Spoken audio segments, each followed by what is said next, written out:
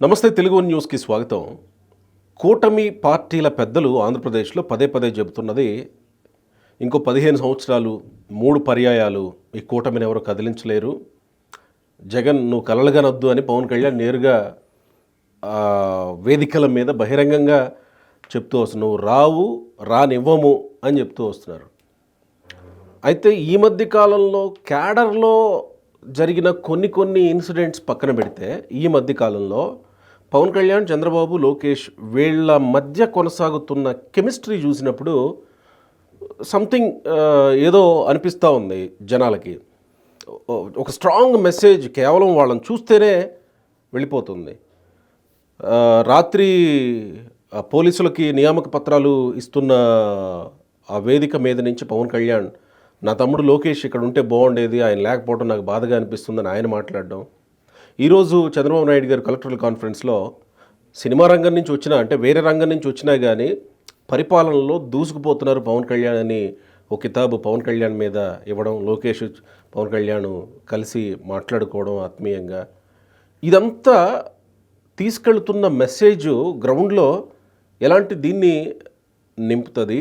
అఫ్సన్ రాయేష్ గారు ప్రముఖ రాజకీయ విశ్లేషకులు ఉన్నారు. నమస్కారం రాయేష్ గారు. నమస్కారం. ఏమనిపించింది మీకు ఈ పరస్పర ప్రేమాభిమానాల ఇది చూస్తుంది? అంటే ఇక్కడ అంటే ప్రేమాభిమానాలు అది వేరే, ఇది పరిపాలన గురించి మాట్లాడుతుంది. అంటే పరస్పర ప్రేమాభిమానాలు అనటం కన్నా కూడా నిజాన్ని నిజంగా అడ్మిట్ కావడానికి ధైర్యం కావాలి.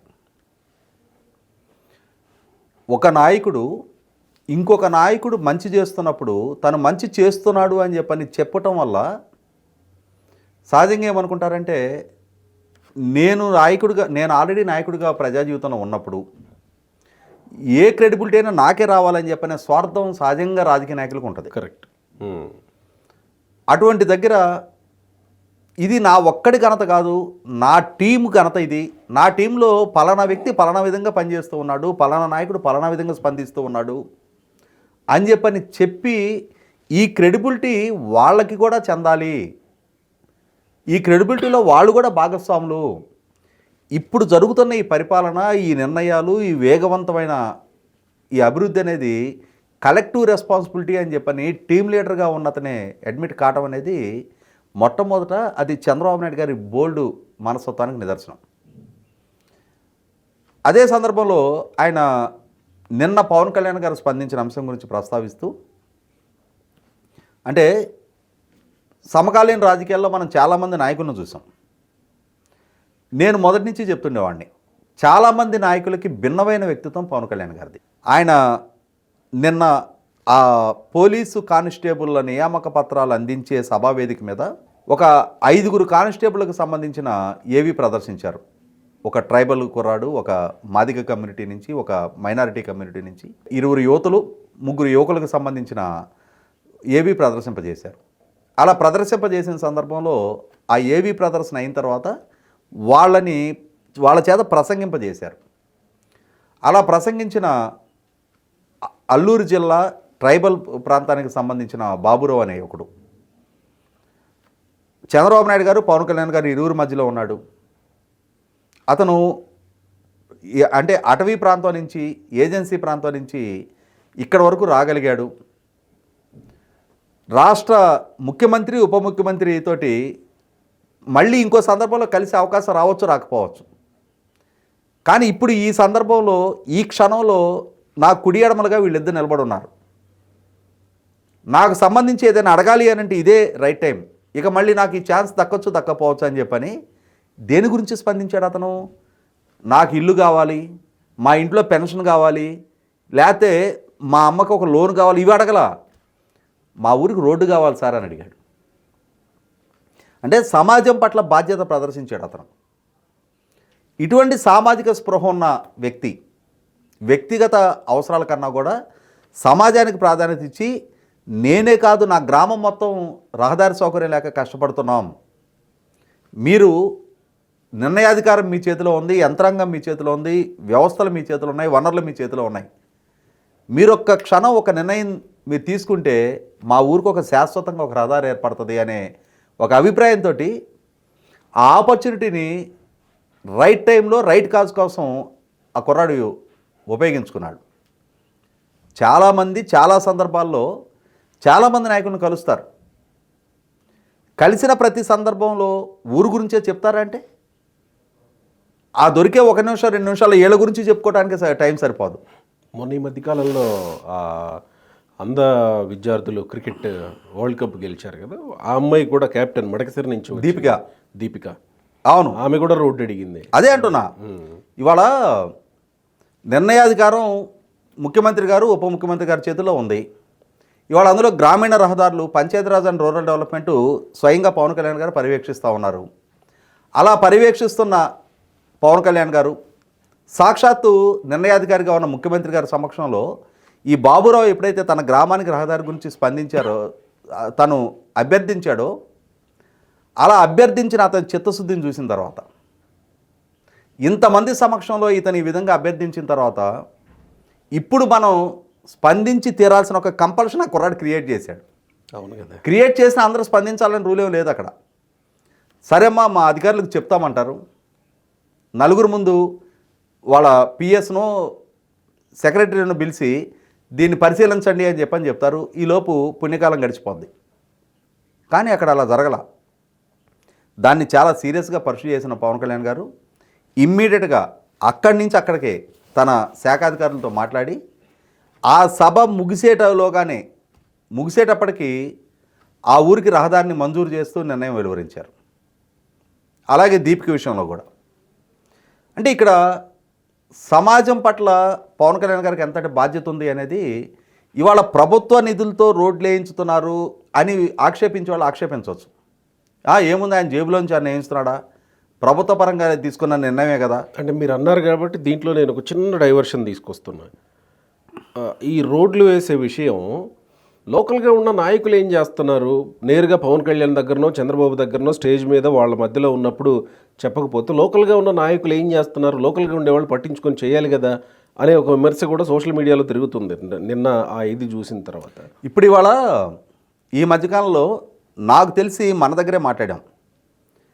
లోకేష్ గారు ప్రజా దర్బార్ నిర్వహించిన సందర్భంలో ఒక్క రోజులో 5,000 మందిని కలవటం జరిగింది. కరెక్ట్ అన్నప్పుడు నేను రైజ్ చేసిన ఇష్యూ ఇది. అవును, అసలు 5,000 మంది టీడీపీ కేంద్ర కార్యాలయం వరకు ఎందుకు వస్తున్నారు? అవును, ఆ ఊర్లో స్థానిక నాయకుడు ఉంటాడు, మండల లెవెల్ నాయకత్వం ఉంటుంది, నియోజకవర్గ స్థాయి నాయకత్వం ఉంటుంది, జిల్లా స్థాయి నాయకత్వం ఉంటుంది.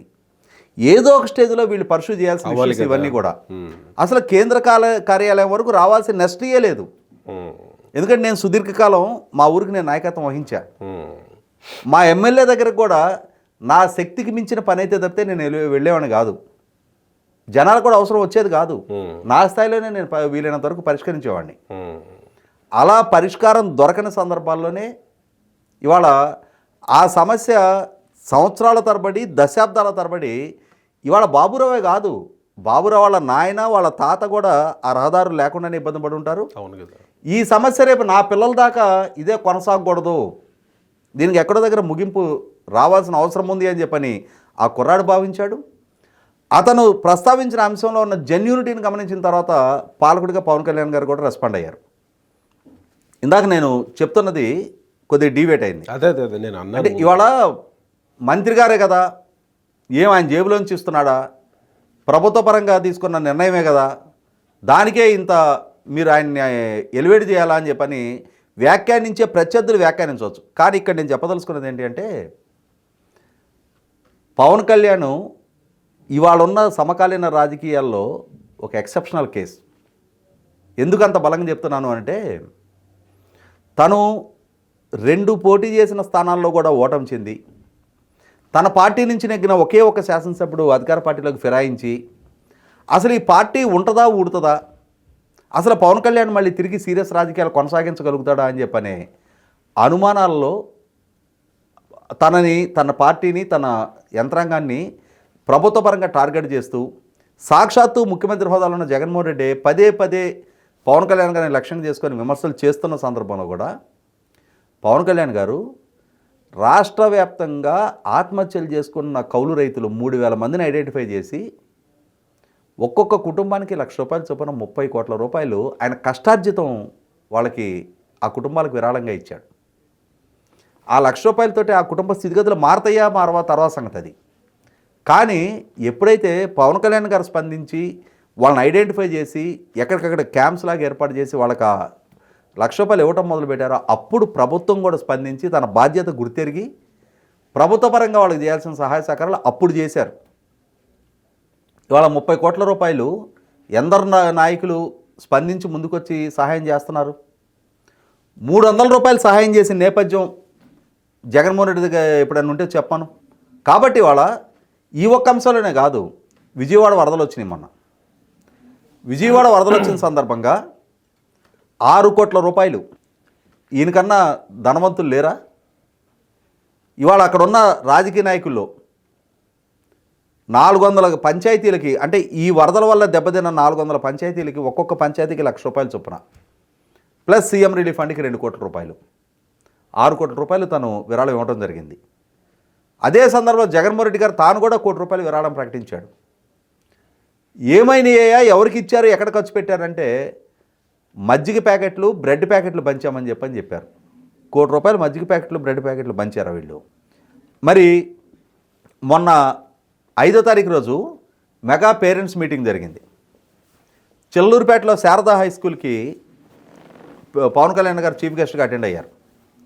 అక్కడ అటెండ్ అయిన సందర్భంగా అక్కడ ప్రజలని, అక్కడ పిల్లలని టీచర్స్ తోటి మాట్లాడి అక్కడ కంప్యూటర్ ల్యాబు, లైబ్రరీ అవసరాన్ని గుర్తెరిగి 10 రోజుల్లో, అంటే ఇవాళ 15వ తారీఖు కల్లా తన సొంత డబ్బులతో 25 కంప్యూటర్లు, దానికి కావాల్సిన ఇన్ఫ్రాస్ట్రక్చరు, ల్యాబు, లైబ్రరీ, ర్యాక్సు, 580 పుస్తకాలు కూడా కొన్ని అక్కడికి పంపించడం జరిగింది.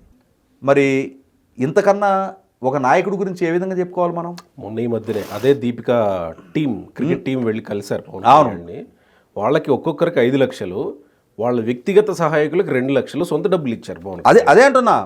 ఇవాళ పవన్ కళ్యాణ్ వ్యక్తిత్వం గురించి, అతని వితరణ గురించి ఇవాళ రాజకీయ నాయకులు చాలామంది ఇన్కమింగే, అవుట్ గోయింగ్ ఉండదు. మా ఇంటికి వస్తే ఏం చేస్తావు, మీ ఇంటికి వస్తే ఏమి ఇస్తావు అన్న రీతిలోనే ఇవాళ రాజకీయ నాయకులను చాలామందిని చూస్తున్నాం మనం. అటువంటి స్థితిలో ఆయన ఏం కాంట్రాక్టర్ కాదు, పారిశ్రామికవేత్త కాదు, వేలాది కోట్ల రూపాయల వారసత్వపు సంపద లేదు. తన రెక్కల కష్టంతో సంపాదించుకున్న డబ్బులు ఇంత ఘనంగా ఇన్ని సందర్భాల్లో తను స్పందించి ఖర్చు పెట్టే నేపథ్యం కళ్ళ ముందు కనిపిస్తూ ఉన్నప్పుడు అటువంటి నాయకుడు తన బృంద సభ్యుడు అని చెప్పని ముఖ్యమంత్రి గర్వంగా ఫీల్ అయితే ఆశ్చర్యమే ఉంది దాంట్లో. ఇవాళ అటువంటి గొప్ప దార్శనికుడు నాయకత్వంలో నేను కూడా అంటే ఆ టీం మెంబర్గా నేను కూడా నా కంట్రిబ్యూషన్ నేను ఇస్తున్నాను అని చెప్పని పదే ఆ నాయకుడి నాయకత్వాన్ని పవన్ కళ్యాణ్ గారు కూడా ప్రశంసిస్తే తప్పేంటి?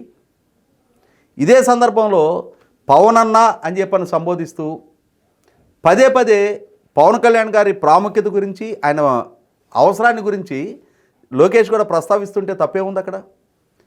నిన్న జరిగిన ఈ కార్యక్రమం మంగళగిరి ఏపీఎస్పీ బెటాలియన్లో జరిగింది. అంటే లోకేష్ ప్రాతినిధ్యం వహిస్తున్న నియోజకవర్గ పరిధిలో జరిగింది.